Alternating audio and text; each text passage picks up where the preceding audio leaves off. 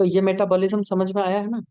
मेरे पढ़ाने के बाद एक बार और पढ़ना है, लेकिन फालतू का चीज याद मत करना, क्योंकि एग्जाम में टू द पॉइंट पढ़ा पढ़ा जाता है।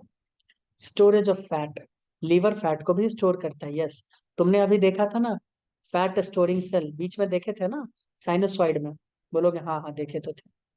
तो ये फैट को भी ये स्टोर करता है।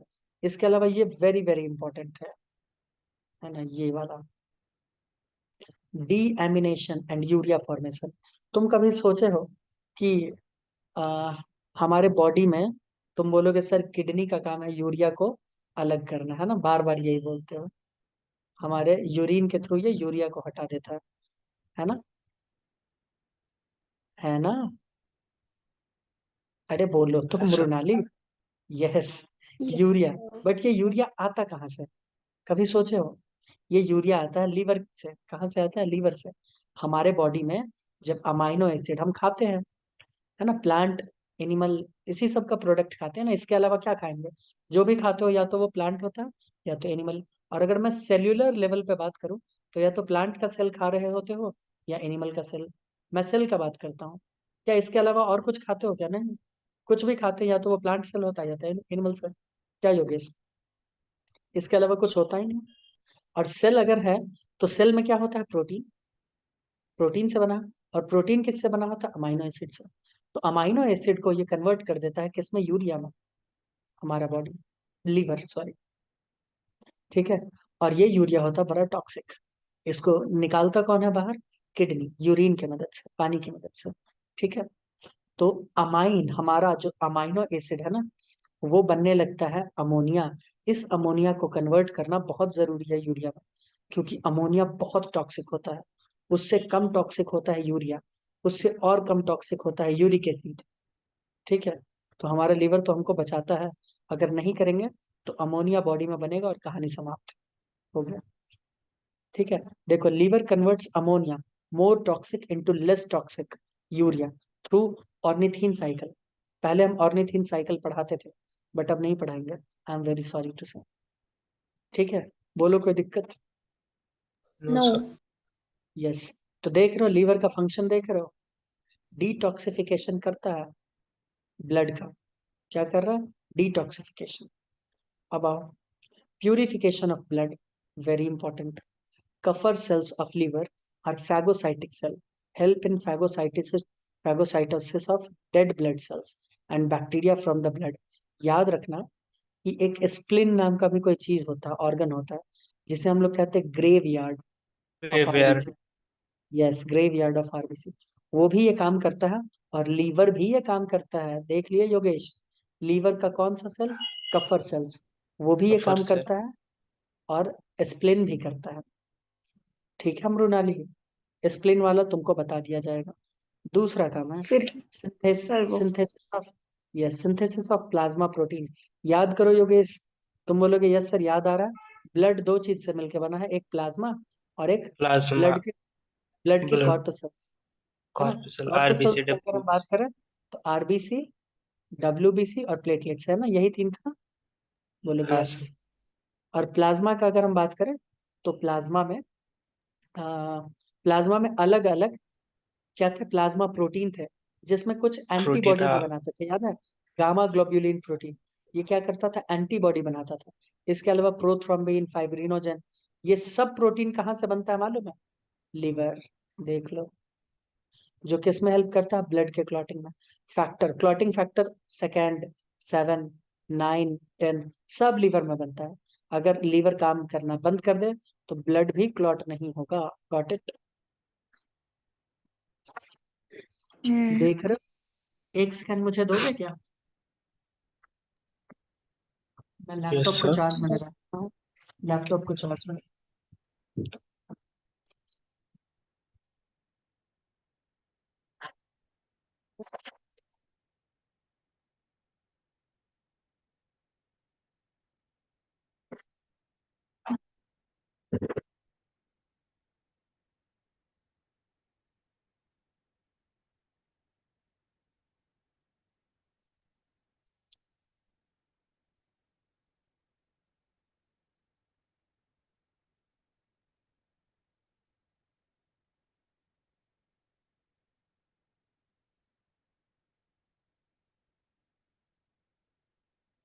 यस। तो यहाँ तक तो कोई प्रॉब्लम नहीं है ना? एक बार प्यूरिफिकेशन ऑफ ब्लड बता दीजिए ना फिर से। जी जी। देखो, ब्लड में जो सेल्स है ना, वो डेड होंगे या नहीं होंगे? हम आरबीसी का ही बात करें तो तुम्हें पता होगा, आरबीसी 120 दिन में डेड हो जाता है। हर 3-4 महीने पे डेड होता है। डब्ल्यूबीसी लगभग 1 वीक में, है ना, 1 to 2 वीक, 5 से 6 वीक ऐसे डेड होता है। अलग अलग सेल्स अलग अलग। तो वो डेड सेल्स कहाँ जाएंगे? उनको हटाना जरूरी है ना।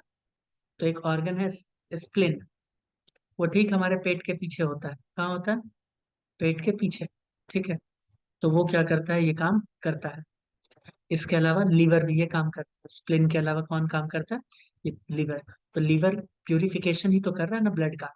उसमें से जो बेकार की चीजें उसको हटा देता है। प्यूरिफाई तो यही होता है ना मतलब। और synthesis yes. Of plasma. Plasma के बारे में और डिटेल में अभी तो हम नहीं बता पाएंगे, नहीं तो टॉपिक से भटकना हो जाएगा। योगेश को हम पढ़ा चुके हैं। तो प्लाज्मा प्रोटीन में भी ये हेल्प करता है। प्लाज्मा प्रोटीन बनाता है। ठीक है। बोलो। हाँ। अच्छा हाँ, मैंने उल्टा पढ़ लिया था उस वक्त।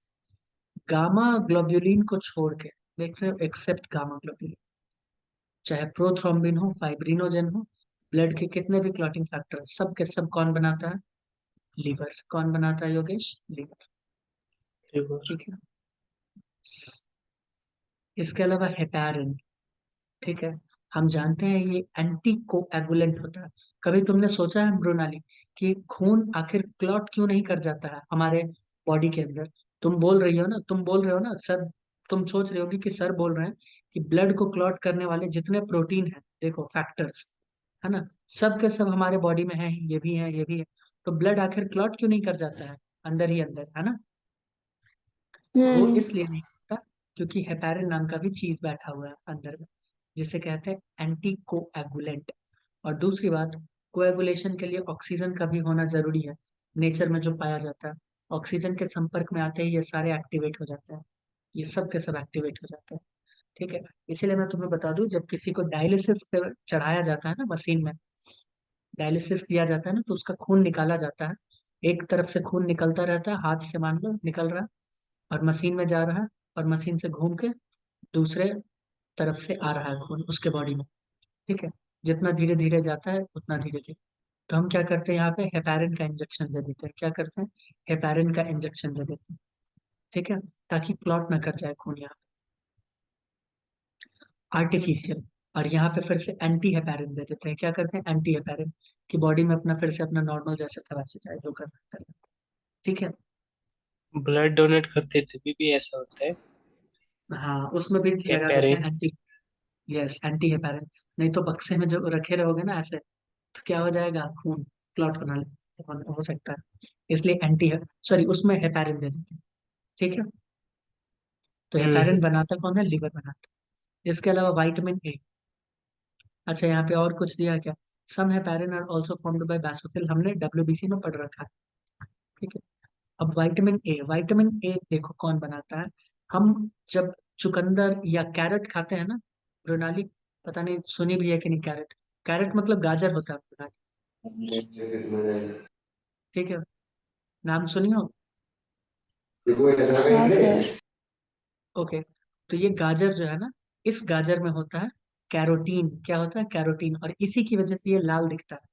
कोई गाजर या फिर बीट, तुम लोग नाम सुने हो या नहीं पता नहीं, इसका बॉटनिकल नेम होता है बीटा वल्गैरिस, चुकंदर जिसको कहते हैं हम लोग। ठीक है। तो ये बीटा वल्गैरिस क्या होता है? इसमें और गाजर में होता है कैरोटीन। ये कैरोटीन एक्चुअली, या बीटा कैरोटीन, अल्फा कैरोटीन, अलग अलग इसके टाइप होते हैं। तो उस कैरोटीन को कौन कन्वर्ट कर देता है विटामिन ए में? हमारा लीवर। लीवर ना हो तो कहानी समाप्त हो जाएगा। ठीक है। लीवर, इसके अलावा विटामिन ए, डी, के, बी ट्वेल्व यानी साइनोकोबैलेमिन, इन सबको स्टोर भी कर सकता है। देख लो कितना इंपॉर्टेंट है इसका। इसके अलावा मिनरल्स को भी ये स्टोर कर लेता है, जैसे iron, copper, zinc, cobalt, molybdenum etcetera.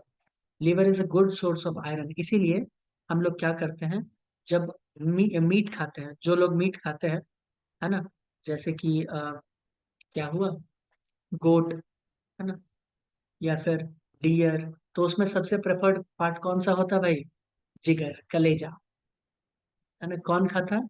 Liver खाता है। लोग बोलता है लीवर लाओ। लीवर काफी पौष्टिक होता है, खाना भी चाहिए, है ना। मृणाली, तुम नहीं खाती हो तो नहीं खाना चाहिए। अब आओ, दूसरा डिटॉक्सिफिकेशन। Detoxification very important. कभी कभी हमारे बॉडी के अंदर सिर्फ अमोनिया ही नहीं, भाई हमारे बॉडी में तो कितने ही ऐसे रिएक्शंस हो रहे हैं, बहुत सारे रिएक्शंस हो रहे हैं। तो भाई बहुत सारा रिएक्शन हो रहा है तो कहीं कभी कुछ भी बन सकता है। बोलोगे हाँ, बात तो सही है। तो अगर कभी कुछ भी बन सकता है तो उसमें टॉक्सिक चीजें भी बनती होंगी ना। तो मैक्सिमम टॉक्सिक चीजों को कौन कंट्रोल करता है? हमारा लीवर। कौन करता है? लीवर, है ना। कन्वर्जन ऑफ टॉक्सिक सब्सटेंस को नॉन टॉक्सिक में कौन बनाता है? लीवर बनाता है। बोलो, कोई दिक्कत? नो। बताओ। ठीक है। अब देखो, जब हम बच्चे होते हैं यानी अपने माँ के पेट के अंदर होते हैं, उस अवस्था को क्या कहते हैं? एम्ब्रियोनिक। एम्ब्रियोनिक अवस्था, ठीक है। उस एम्ब्रियोनिक अवस्था में हमारे बॉडी में आरबीसी का फॉर्मेशन हो रहा होता है ना। डब्ल्यूबीसी का फॉर्मेशन होता है। तुम बोलोगे हाँ सर होता तो है। तो ये आरबीसी और डब्ल्यूबीसी कौन बनाता है? लीवर बनाता है। कौन बनाता है? लीवर बनाता है। कब? एम्ब्रियोनिक अवस्था में। और अभी कौन बना रहा है? तुम बोलोगे अभी सर बड़े हो गए हैं तो ये बोन मैरो बनाता है। कौन बना रहा है? बोन मैरो, ठीक है। हम्म। जैसे कि हमारे जांग का हड्डी हो गया ना, थाई, थाई बोन, हमारे हाथ का बोन हो गया, तो ये सब बनाते हैं। कोई दिक्कत तो नहीं है? नो। ठीक है। Okay. अब बात करते हैं बाइल जूस के बारे में और फिर उसके फंक्शंस के बारे में। हेपाटोसाइट सेल अभी देखे थे ना, of the liver produces bile juice, देखे थे ना बीच में, जो ऐसे हेपेटिक कॉर्ड ये बना रहा था, है ना। जो ऐसे हेपेटिक कॉर्ड बना रहा था, ये, और बीच में साइनोसॉइड। तो ये क्या बनाते हैं? ये बनाते हैं बाइल जूस, ठीक है। And it is stored in the gall bladder, very very important. बनता है लीवर में, स्टोर होता है गॉल ब्लैडर में, ठीक है। Bile juice does not contain any type of digestive enzyme. It is not a true digestive juice. चाहो तो इसको तुम कर लो underline. It is not a true digestive juice. Composition इसका देखा जाए तो 98% पानी होता है, थोड़े से bile salt, bile pigment, cholesterol, recipient, inorganic constituent जैसे सोडियम, पोटेशियम। इसके पीएच का बात करें तो अल्कलाइन होता है। ये क्या होता है? अल्कलाइन। पानी तो बताई थी। हमारे बॉडी में लगभग डेली कितने बनते हैं? 500 मिलीलीटर। अगर कोई ज्यादा स्पाइसी खाता है खाना, ठीक है, और ज्यादा, हाँ, फैट भी लेता है, तो उसमें ये 500 ml से ज्यादा बनेगा, ठीक है। कोई दिक्कत? Bile no. पिगमेंट के बारे में, are the excretory substance of the liver. Bile pigment के बारे में क्या बोला जा रहा है? पिगमेंट यानी जानते हो क्या होता है? पिगमेंट यानी कलर। अब तुमको मैं थोड़ा फील दिलवाता हूँ। कभी 6 महीना के, 6 मंथ के बेबी को देखे हो, वो सिर्फ और सिर्फ माँ का दूध पीता है, पीता है कि नहीं पीता है ना, मदर्स मिल्क पीता है। लेकिन उसका फीसेस, है ना, वो किस कलर का होता है? जब वो शौचालय या बाथरूम जाता है तो किस कलर का होता है? भाई येलो कलर का होता है कि नहीं होता है? सोच के बताओ। अरे yellow colour yes he sir. होता है ना बच्चे का। क्यों मृणाली? तो मुझे क्या ये तो पता काफी, सर। तुमने किसी बच्चे को नहीं देखा बाथरूम जाते हुए, हैं? नहीं। अरे फीसेस का बात कर रहे हैं, यूरिन तो खैर कोई कलर का नहीं होता, फीसेस तो येलो ही कलर का होता है ना। चार्ज नहीं लगा क्या? अच्छा, स्विच नहीं दिया। ओहो, लैपटॉप चार्ज में लगा के स्विच ही नहीं लगा।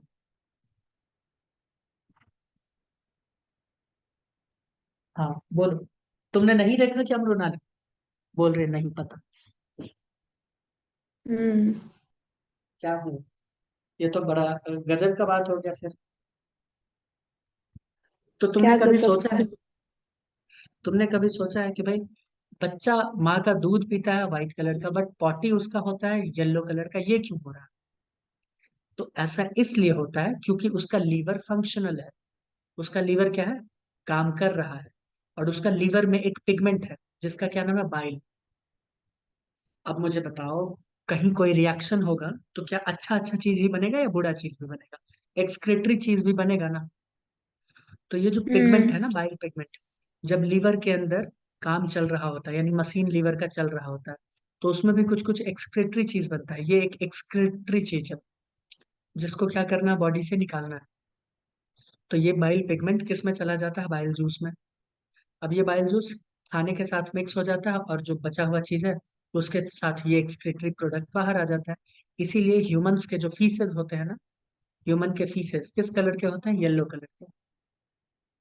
बोलो कोई दिक्कत?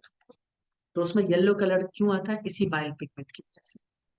बोलो कोई प्रॉब्लम? No problem. क्योंकि ये no bile sir. Pigment it is a excretory substance. ये किसका एक्सक्रीशन है? लीवर का है ना? ठीक है। योगेश दादा got it? Got it sir.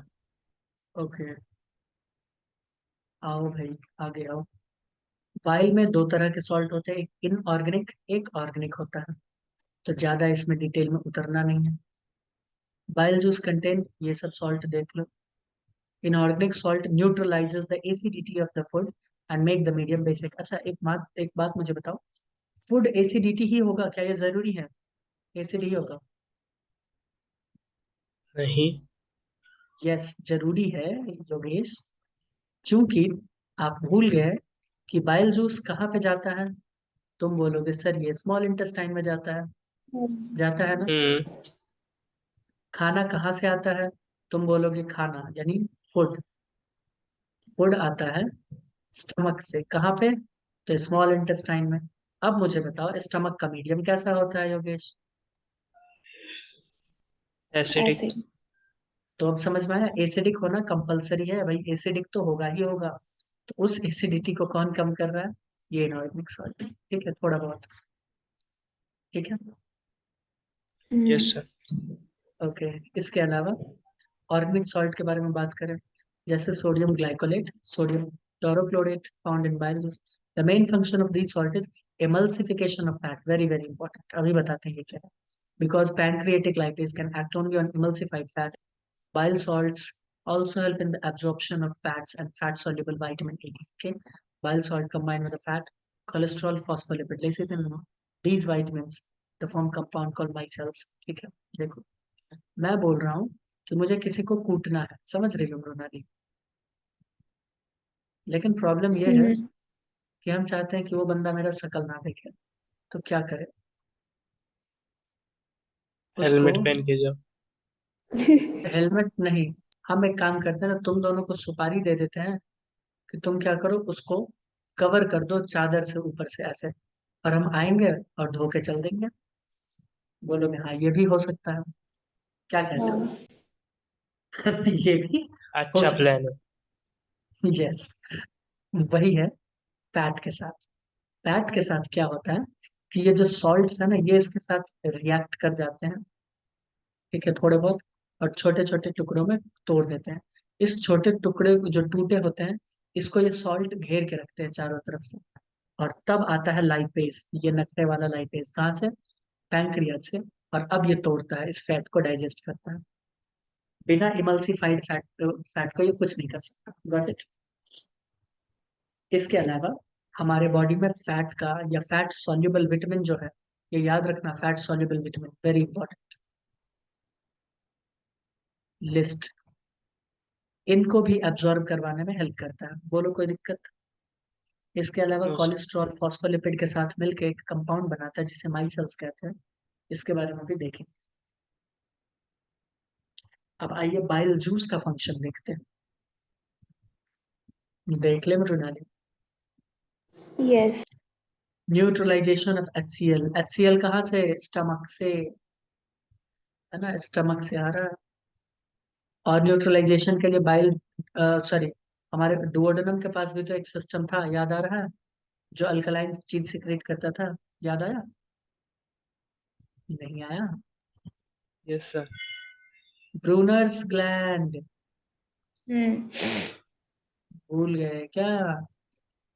नहीं सर। सब मुकोसा में। यस, एमल्सिफिकेशन अभी बताया गया था, है ना? एमल्सिफिकेशन, क्या करता है bile salt which break the large fat, है ना, स्मॉल बना के उसको चारों तरफ से घेर लेता है, बताया था ना, तोड़ के उसको चारों तरफ से घेर लेता। Absorption of fat soluble vitamin, ये इंपॉर्टेंट है फैट सॉल्युबल विटामिन का लिस्ट, ADE के, है ना, बी नहीं होता, याद रखना, सी भी नहीं होता। एक्सक्रीशन बाइल पिगमेंट, है ना, बाइल पिगमेंट दो तरह के होते हैं हमारा लीवर जो बनाता है, एक है बिलीरुबिन और दूसरा है बिलीवर्डिन, ये एक्सक्रीटरी प्रोडक्ट है। और मैं तुम्हें बता दूं, हमारा लीवर जो ये बनाता है ना, ये किसी कारणवश अगर हमारे ब्लड में आने लगे तो हमारा आंख हाथ सब येलो येलो हो जाता है, उस कंडीशन को कहते हैं हम लोग जॉन्डिस। क्या कहते हैं? जॉन्डिस। और इससे साफ पता चलता है हमारा लीवर ठीक से काम नहीं कर रहा, वो ये चीजें ज्यादा बना रहा है ना, वो क्या कर रहा है, ये चीजें ज्यादा बना रहा है, बाइल पिगमेंट। बोलो कोई दिक्कत है? एकदम सब येलो येलो हो जाएगा, हाथ पाँव सब कुछ, आंख वाँख। अब एक्टिवेशन ऑफ लाइपेज देखो, bile contain no enzyme but activates the enzyme lipase, very important, very important. क्यों ऐसा क्यों करता है? क्योंकि अभी हमने बताया कि लाइपेज किसके ऊपर एक्ट करेगा, एमल्सिफाइड। तो भाई बड़े, इतना बड़ा पार्ट था, इसको तोड़ दिया छोटे छोटे छोटे छोटे में। अब तो ये लाइपेज काम कर लेगा ना, बोलोगे हाँ, तो इसे ही कहते हैं एक्टिवेशन। बोलो कोई दिक्कत? ये बड़े वाले पार्ट को नहीं मारना चाहता, ये बोल रहा है छोटा कर दोगे तो काम कर देंगे, तो कर दिया ना। अब कभी कभी क्या होता है, बाइल डक्ट जो है ना दोस्तों, ये बाइल डक्ट ये ब्लॉक हो जाता है, ठीक है, ये क्या हो जाता है, ब्लॉक हो जाता है। क्यों? क्योंकि बाइल में कोलेस्ट्रॉल भी है, कहाँ गया कोलेस्ट्रॉल, कोलेस्ट्रॉल भी, इस कोलेस्ट्रॉल के डिपोजिशन की वजह से वहां पे छोटा सा स्टोन हो जाता है, जिस कंडीशन को कहते हैं कॉलियोलिथिस या कॉलियोलिथियासिस, ठीक है। तो इसमें हम क्या करते हैं, गॉल ब्लैडर में अगर मल्टीपल स्टोन हो जाते हैं, जनरली मल्टीपल ही होता है, छोटे छोटे छोटे छोटे, तो उसमें गॉल ब्लैडर को रिमूव कर दिया जाता है। जैसे मेरे भाई का ऑपरेशन हुआ तो गॉल ब्लैडर को रिमूव कर दिया जाता है, पूरे गॉल ब्लैडर को ही रिमूव कर देता है, ठीक है, उसे कहते हैं गॉल स्टोन, ठीक है।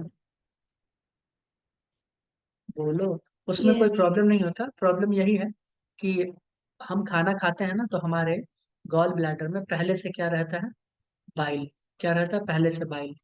तो कोई दिक्कत नहीं है, खाना खाते हैं गॉल ब्लैडर से बाइल आना स्टार्ट हो जाता है, फैट वैट। लेकिन जब जिसके पास गॉल ब्लैडर नहीं होगा, उसमें क्या होगा, लीवर बोलेगा ठीक है रुको भाई बनाते हैं, खाना आया है, तो धीरे धीरे धीरे धीरे बना के भेजेगा। जब तक बनाएगा तब तक HCl भी अपना काम करता रहेगा, गैस वैस बनाता रहेगा, तो वैसे लोगों को गैस का प्रॉब्लम रहता है। बोलो कोई दिक्कत? No sir. नो दिक्कत। अब क्या बात है, पैंक्रियाज का बात है,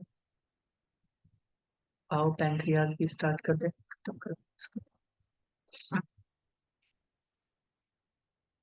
तो पैंक्रिया, जिसे हिंदी में अमाशय कहते हैं, ये भी एंडोडर्मल ओरिजिन का, ये मिक्स्ड होते हैं, एक्सोक्राइन भी होते हैं एंडोक्राइन भी होते हैं। तुम बोलोगे ये क्या बात हुई, यही बात हुई।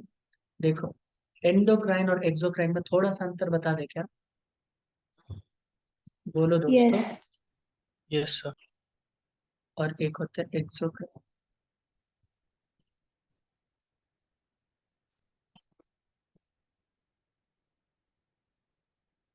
एंडोक्राइन जनरली हार्मोन सिक्रीट करता है, क्या सिक्रीट करता है, हार्मोन। एक्सोक्राइन क्या सिक्रीट करता है, मैं ब्लैक कलर से बताऊं, चाहो तो इसको नोट ही कर लेना।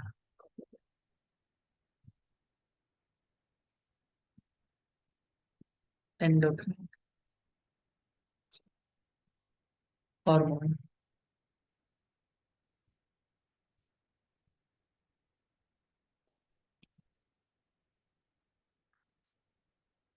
एंजाइम।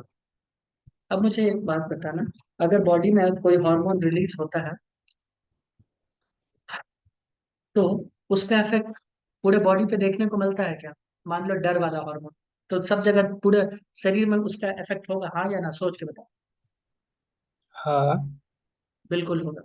तो क्या इसका मतलब हम ये कह सकते हैं योगेश कि एंडोक्राइन डक्टलेस है, इनके पास डक्ट नहीं होता, ट्यूब नहीं होता, ये क्या करते हैं, सीधे ब्लड में डाल देते हैं, किस में डाल देते हैं, सीधा ब्लड। और ब्लड तो बॉडी के हर जगह है, ब्लड तो हम्म। बॉडी में हर जगह है, इसीलिए इसका इफेक्ट हर जगह होता है। अब बोलो इजी, हाँ सर। भाई यस। हार्मोन का इफेक्ट हर जगह होता है, तो हर जगह कौन लेके जाएगा? ब्लड ही तो लेके जाएगा। ब्लड।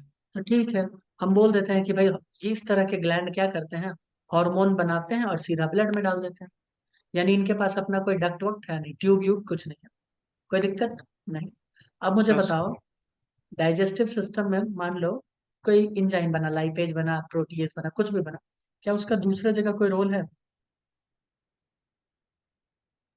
बॉडी के दूसरे हिस्सों में? नहीं, कोई रोल नहीं है। भाई कोई नहीं। नहीं, ऐसा कोई रोल तुम पढ़े ही नहीं होगे आज तक, न कभी चर्चा की होगी, कभी नहीं, ऐसा कुछ नहीं होगा। इसका मतलब इनका अपना एक स्पेसिफिक टारगेट होता है, वहीं पे जाके ये काम करेंगे, हाँ या ना? अगर स्पेसिफिक टारगेट है तो रास्ता भी तो स्पेसिफिक होना चाहिए ना भाई। इसीलिए इनके पास डक्ट होते हैं। इनके पास, इस ग्लैंड के पास क्या होता है, डक्ट। तुमने देखा होगा सैलिवरी ग्लैंड में भी डक्ट था, है ना, अलग अलग डक्ट का नाम तुम पढ़े थे। इसके अलावा तुम हम्म। इसमें भी पढ़ रहे हो, बाइल वाले में भी देख रहे हो डक्ट सब, पैंक्रियाज में भी देखे हो डक्ट, सब जगह डक्ट होता है हम्म। इसमें। ये होते हैं एक्सोक्राइन, कैसे होते हैं, डक्ट वाले होते हैं। इसमें इंजाइम बनता है जो कि एक स्पेसिफिक टारगेट पे काम करता है, इसीलिए डक्ट है। एंडोक्राइन क्या बनाता है, हार्मोन बनाता है। इसका कोई स्पेसिफिक टारगेट नहीं होता, नो स्पेसिफिक टारगेट, सिंपल सी बात। टिश्यू वाले इसका चैप्टर में भी इफेक्ट, बताया था। हाँ, इसका इफेक्ट पूरे बॉडी पे होता है, इफेक्ट होल बॉडी, पूरे बॉडी पे होता है इसका इफेक्ट, पहले ही मैं बता दूं, पूरे बॉडी पे होता है। हाँ, अब तुम एंडोक्राइनोलॉजी पढ़ोगे तो उसमें पढ़ोगे ये हार्मोन इसकी वजह से ये होता है, उसकी वजह से वो होता है। वो मेन फंक्शन है उसका, क्या है मेन फंक्शन, लेकिन इफेक्ट पूरे बॉडी। क्या योगेश, सही है ना? इसीलिए इनको कोई डक्ट वक्ट की जरूरत है नहीं, कोई डक्ट की नहीं, ब्लड में डाले काम चला, खत्म। बोलो एंडोक्राइन एक्सोक्राइन समझ में आया प्रोनाली? यस इसीलिए हार्मोन के सर। स्टडी को हम लोग कहते हैं, हार्मोन के स्टडी को हम लोग कहते हैं एंडोक्राइनोलॉजी। क्या कहते हैं? एंडोक्राइनोलॉजी। कोई दिक्कत तो नहीं है? नहीं सर। ओके, आगे बढ़े, इसको हटा दें। तो मैं बता रहा हूँ कि हमारा जो पैंक्रियाज है ना, वो पैंक्रियाज काफी यूनिक है, क्योंकि वो मिक्स्ड ग्लैंड है। क्या है, मिक्स्ड। यानी इसके कुछ पार्ट कैसे होते हैं, एंडोक्राइन वाले, और कुछ कैसे होते हैं, एक्सोक्राइन वाले। Got it? तो डाइजेस्टिव सिस्टम में हम किसके बारे में पढ़ेंगे जनरली?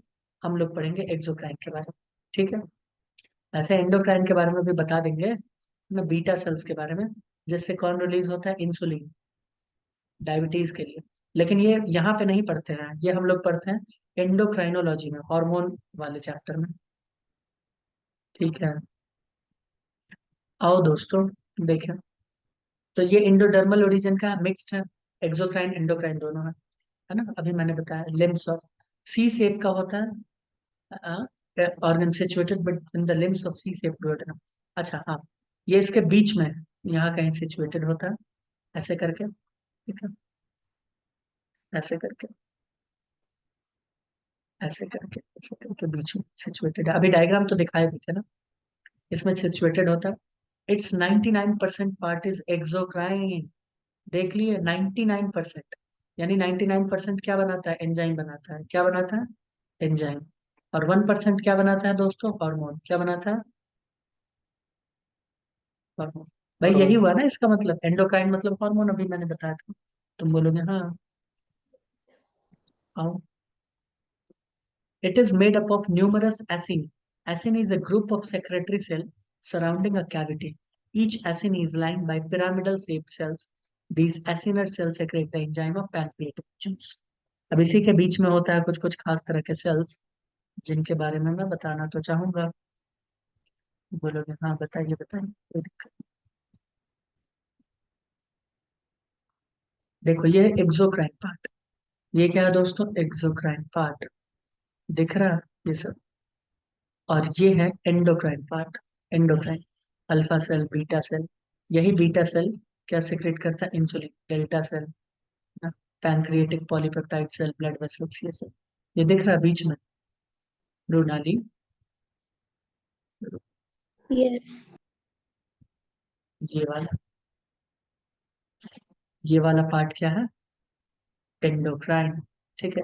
इस पूरे गोल वाले स्ट्रक्चर को क्या कहते हैं, देख लो, ये गोल वाले स्ट्रक्चर को क्या कहते हैं, पढ़ो यहाँ पे, आईलेट, क्या कहते हैं, आईलेट ऑफ लैंगरहैंस, क्या कहते हैं इसको, याद रखना, इसको कहते हैं आइलेट्स ऑफ लैंगरहैंस। ठीक है। इसी आइलेट ऑफ लैंगरहैंस में पाया जाता है अलग अलग तरह के सेल्स, और ये अलग अलग तरह के सेल्स अलग अलग हॉर्मोन्स बनाते हैं। Got it? तुम बोलोगे ठीक, ये तो गॉट इट हो गया। इसके अलावा ये वाले पार्ट्स को देखो मृणाली, ये ग्रीन वाले पार्ट, ये ग्रीन वाले पार्ट, ये सब पार्ट कैसे हो गए, ये बहुत ज्यादा होते हैं, ये पार्ट्स हैं एक्सोक्राइन। ये क्या है, एक्सोक्राइन। एक्सोक्राइन बहुत ज्यादा होता है, बहुत ज्यादा, पढ़ ही लियो, 99% होता है ना। हाँ। बोलो कोई दिक्कत? नो। ठीक है। अब ध्यान से देखो, इसी एक्सोक्राइन पार्ट में मैं रेड कलर से दिखा रहा हूँ, ऐसे ऐसे एक सेल बना हुआ है। बोलोगे हाँ बना तो हुआ है, बना है ना। इसे हम लोग कहते हैं एसिनी। क्या कहते हैं, अभी एसिनी सेल्स पढ़ रहे थे ना, तो ये यस सर। पैंक्रिएटिक एसिनी। देखो ये पैंक्रिएटिक एसिनी। बोलोगे ठीक, ये कैसा है, पैंक्रिएटिक। अब मुझे बताना योगेश, क्या डाइजेस्टिव सिस्टम को या एक्सोक्राइन वाले पार्ट को किसी डक्ट वक्ट का जरूरत भी होता है क्या? एंजाइम वाले पार्ट को डक्ट की जरूरत है क्या योगेश दादा? हाँ सर। बिल्कुल, क्योंकि ये टारगेट फिक्स्ड इनका रहता है। तो यहाँ पे एक डक्ट नाम का भी कोई चीज दिख रहा होगा यहाँ, क्या कहते हैं, हम्म। Pancreatic duct. क्या कहते हैं, अलग अलग वैसे नाम होता है, दिया होगा आगे या तो नहीं दिया होगा, सबके अलग अलग नाम है। यहाँ पैंक्रिएटिक डक्ट, तो समझ में आया। ये बाहर वाला जो ग्रीन कलर का पार्ट है, दीज आर एक्सोक्राइन पार्ट, और ये एंडोक्राइन पार्ट, इसे हम लोग कहते हैं आइलेट्स। क्या कहते हैं, आइलेट्स ऑफ लैंगरहैंस।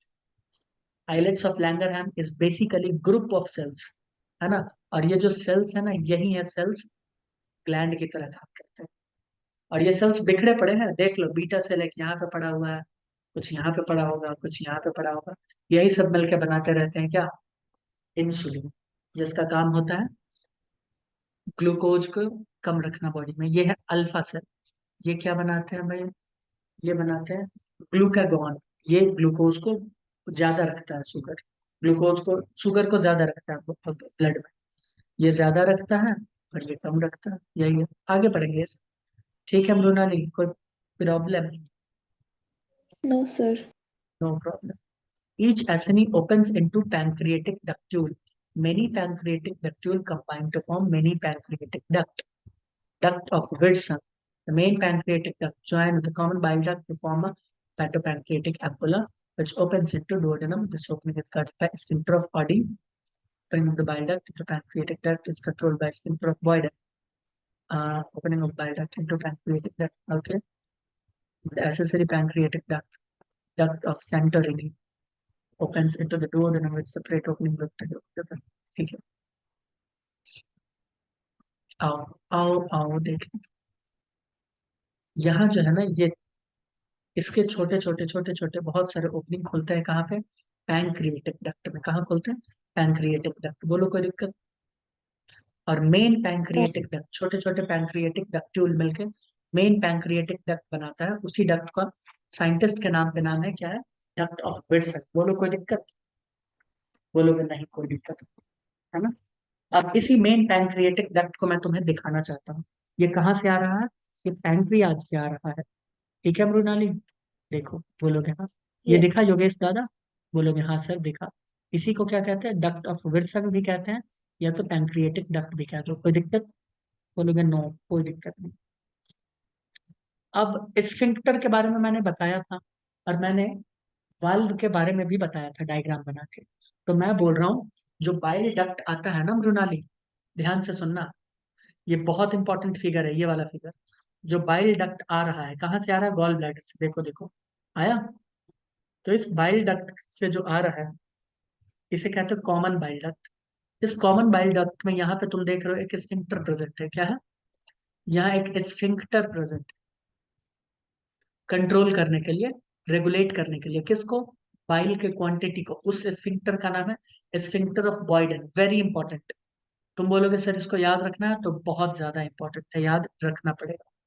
तुमसे पूछा जाएगा स्फिंक्टर ऑफ बॉयडन कहाँ होता है, तो आपको बोलना है कॉमन बाइल डक्ट। कहाँ होता है, कॉमन बाइल डक्ट।